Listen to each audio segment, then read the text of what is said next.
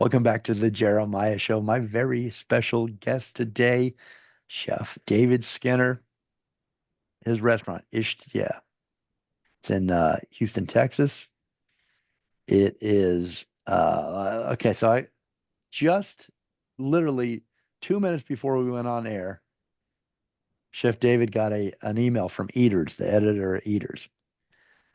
They named ISHTIA the best new restaurant of the year in America. And in November, remember November, just a couple days ago? ISHTIA was named Best New Restaurant in Texas by Eater.com. And it's listed as one of their top 14 restaurants in the United States. Well, now it actually tops that list. It's right at the very top of that 14 restaurants. It's the number one restaurant in the United States of America by Eater.com is ISHTIA. Welcome back, David. Congratulations so much for that well-deserved I guess top of the list. Thank you. Okay, so I think you're a high school kid. I'll try to speed up a little bit here and get us to this next area of your life, but you're a high school kid. What grade, by the way, when you opened your first restaurant? Let's see. I guess it would have been like ninth grade, Ninth grade. 10th grade, somewhere in there. Yeah, ninth, 10th. So David's grandmother, Mimi, who had supported him uh, in many different ways in the kitchen through his young life, bought him his first knife, bought him Julia Child's Mastering the Art of French Cooking, which he cooked um, every recipe in the book for his family over 2 years. Now he opens a restaurant. Grandma Mimi clears out some space for him. They've got a 10-seat restaurant. He's going to high school and he is a restaurateur. Um, we talked about that in the last segment. So now you're all caught up. Now David graduates high school and he went off to OSU, decided to major in finance and economics. Why did you decide to pursue I guess, Why'd I go to college at all? yeah, or Yeah. was it rough and was it like have my restaurant, I've done that, let me try something else, or was it a practical? Did you think it No, was practical it was my decision? mother. Your Yeah, mother, okay. it was my mother. Well, Yeah, I didn't so want that happens often. Mothers to. Yeah, or mothers are, father, you should listen to mothers. yeah, They're usually and pretty, grandmothers. and grandmothers too. But no, I was doing well with the restaurant and um, doing what I wanted to do. And my mother's like, well, I don't really care. You're going to go to college and you're going to get a degree because at some point you will probably not want to cook. And of course she had a restaurant and she had cooks and chefs and and her Probably didn't want and that she for her son. and, She yeah knew and how tough it was.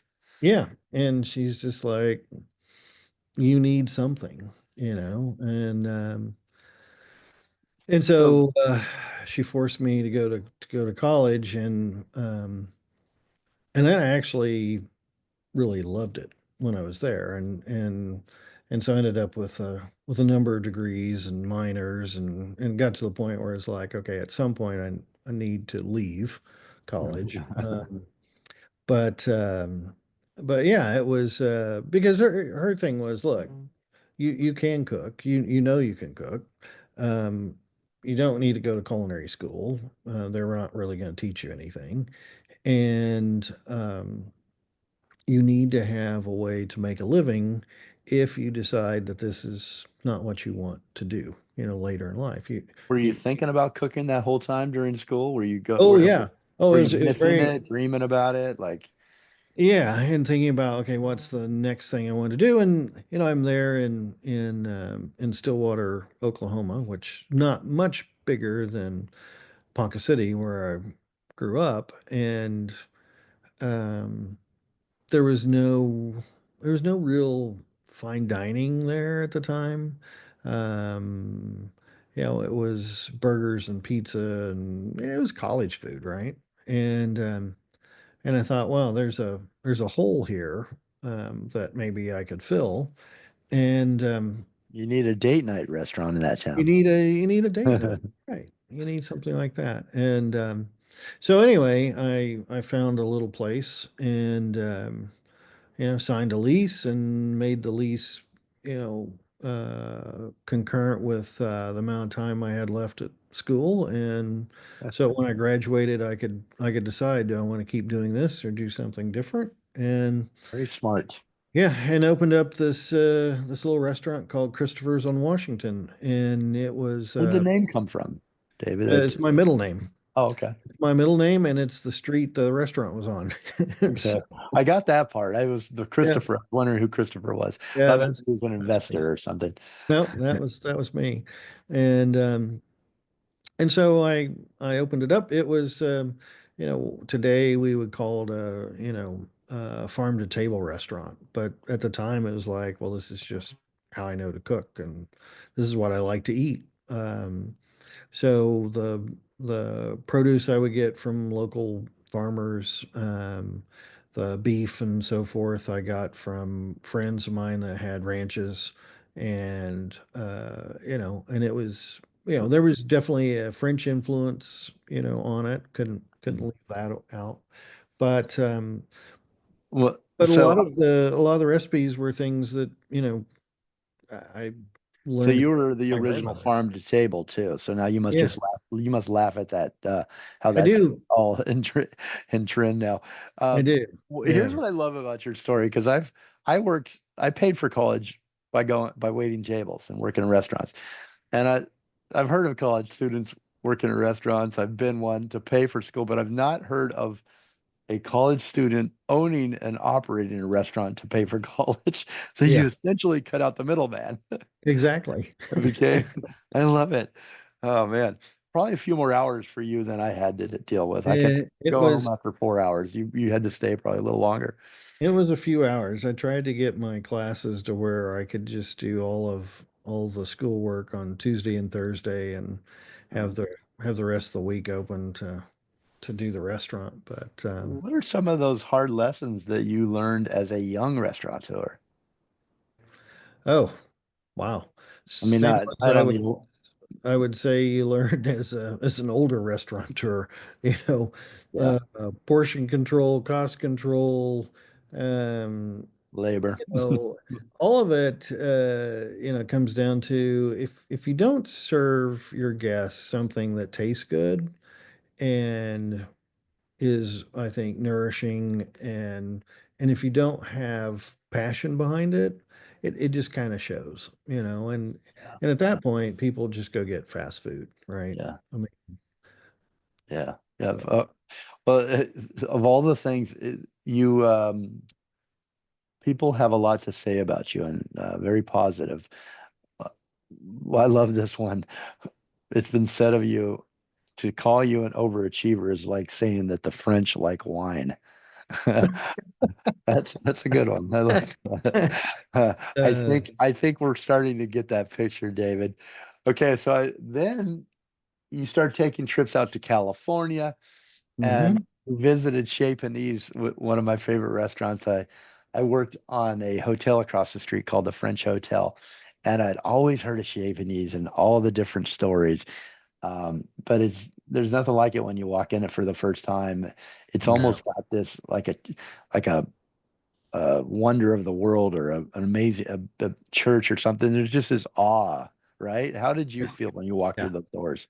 Had Yeah, you, I agree. It was the what was, I think, so mind-blowing for me was uh how you could take, sort of French influence, California influence, the freshest ingredients, kind of mash them all together and come out with something that was just, you know uh, today people would look at it and just go, oh yeah, I've eaten at a place like that. yeah, Back then, this was like unheard of. It wasn't.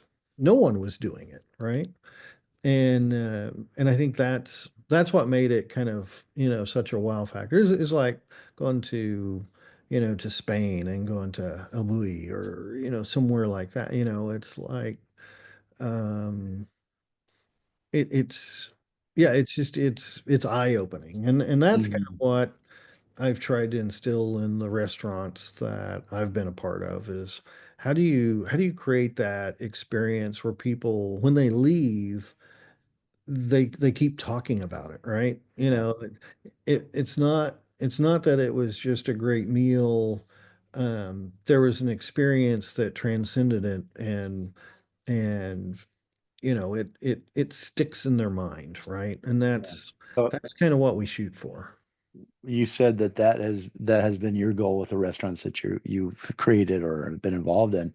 Right. Um, how to leave that lasting, how do you create that experience? So how did you do that, David? How have you, are there are there With the current certain rules restaurants? that you follow? Well, yeah, are there, Yeah. what do you, when you envision this new restaurant, uh, or any of the restaurants that you have, when it's day after day and 365 days a year and it never ends and how do you walk in that door every day and go, remember what you, Hmm. hey, I got to bring that. I got to Right. bring that story. I got to bring that experience. Yeah. Are I there th- rules that you follow? there are definitely things that we do. So one of the things is my rule the the dish has to be good, right? It has to taste great. Um, Are you touching every plate? Are you cooking every for, every when you're there? Yeah. Yeah. So it has to be good. Really, it has to be great. And it should um if I've if I've created the right course, it should take people back sort of back in time. It should evoke memories of happy places they've been. Like we created a dish called Out of the Forest with the previous restaurant, Eculent, that we closed this last April to make way for ISHTIA. And I had a girl one night that was there, and the dish was it's called Out of the Forest, and so um, we bring out a big cloche, and it's a dish that's designed to be shared with another person.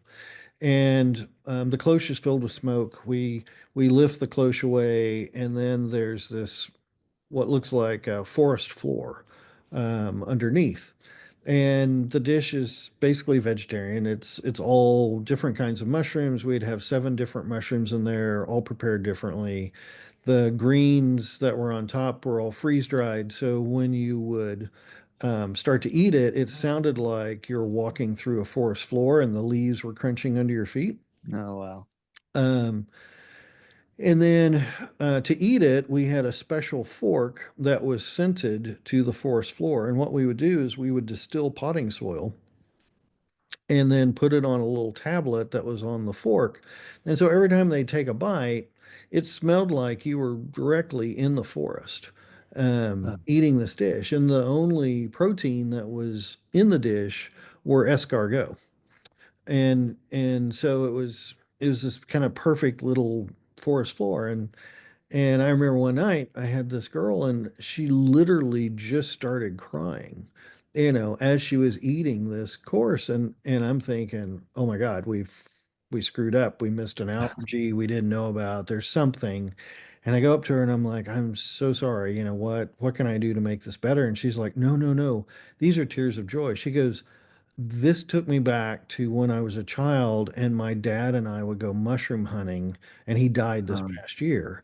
And she goes, this is the first time that I've had that memory of us, together in the forest hunting mushrooms. And I was just like, okay, you just gave me chills. we hit it with that one, right? And Yeah. and we've Wow. we've had others, that were that way. And so that's that's what I shoot for is how can we make a dish that's not just tasty, but connects with people at a higher level than just taste, right? Yeah. And there are different things that we'll do to so Eculent when I opened it up in 2014 was a was like this crazy out of the world restaurant, which partly why I got the kind of the Willy Wonka, designation. And when when I set up the restaurant, we actually put in an entire food lab. So not just a kitchen, but a real lab where we had centrifuges and freeze dryers and everything. Because in order to do the different elaborations that I wanted to do with the food, we needed an entire lab just to make these things.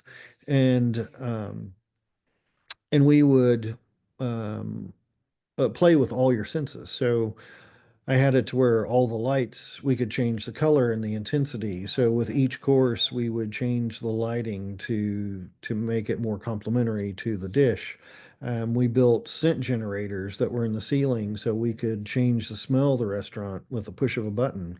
We did all these things, and if you think back to 2014, that was a pretty crazy thing to do. What it allowed us, myself and the staff, was very quickly we learned things about people and dynamics and how you could alter senses in a way that made the meal more enjoyable. And so we've kept some of that. Well, I tell people the DNA of Eculent is alive and well in ISHTIA. It has not gone away at all. We think about those things with every course. How do we make it delicious? How do we make it impactful? Um, how do we tell a story with it?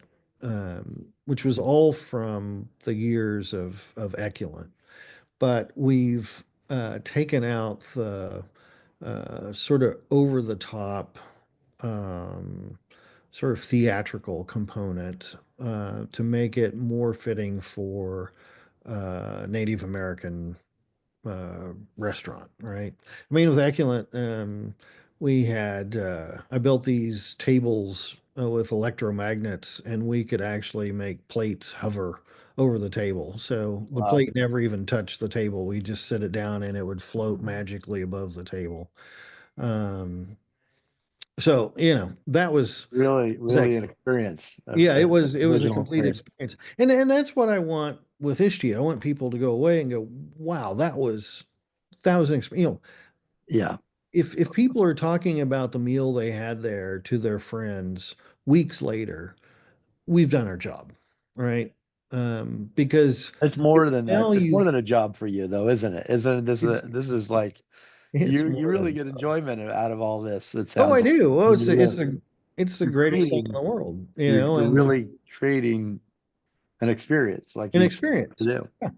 And And I'm there, every night. And I serve the guests. I talk to the guests. One of the things that's different with Ishtia from the other restaurants is we only have chefs. We have no front of house staff. Um, so it's 100% chef driven, chef led. Um, the chefs serve you the meal. We can explain, anything tell and the everything story. about it. We can tell the story. And it's not just, some server, bringing your plate, setting it down, and if you ask a question, it's like, well, I don't know, let me go ask the chef. No, no, it's Yeah, like you're right there. chances are it might have been the chef that prepared part or all of that dish that's serving you, right? Yeah. So it's a completely different experience than what you would have at pretty much any other restaurant. It would be fair to say it's like a chef's table, basically, anywhere you It sit. is. It's Yeah. it's like a chef's table Table with experience. every seat in the house. Well, when you're telling these stories about the process that you go through, some of the dishes that you're creating, the forest, what was the forest dish called? The forest floor. Forest Yeah. floor. It makes me think about and want to know more about your Choctaw history. Hmm. It feels like you maybe are pulling your ancestral roots or your DNA has pulled in some of those experiences and you're sharing that through food. literally through food. I mean, through ingredients that were from indigenous people, but also the preparations, the meals that you're Right. preparing really feels like that uh, has come into your calling, into your profession. Oh, I it has. It and I has. want to say, David, I haven't mentioned the songs as we're going to break, and but Chef David Skinner, my special guest today, he's provided all of the music. This is a soundtrack.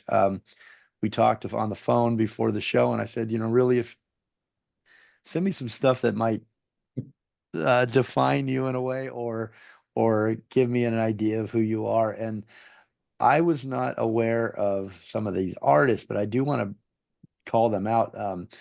In the very beginning, we came in and we went out with Chant of Remembrance and Indian Calling. I really love them. We're listening to them, a couple different songs by Indian Calling. Um, we're gonna have a surprise song here in the next break, but I'll have you hang on. I'll keep you in suspense. You wouldn't see it coming with this beautiful music. Tatia Wamani. I hope I'm not butchering the names. An Indian Call, Spirit of Fire. Native American music, Iha Noha, just some really beautiful stuff that you've There provided, is. and I'm sure everybody's enjoying. So we're going to let you enjoy that as we go to break here. Um, we're going to go out with Indian Calling Spirit of Fire, and we'll be right back with more of Chef David Skinner and the restaurant just named within the hour the best. Let me get it right, actually. I'll read it, get it right here. Uh, David Skinner, chef, and the restaurant is ISHTIA, and the award is where is it? I lost it. It's the best. I guess I can say it. I won't butcher too much. Eater has just named ISHTIA the best restaurant in America. Doesn't get better than that. Make a reservation. You can go to ishtia.com. Let me just make sure I got that right too. Don't want to mess it up. ISHTIA.com.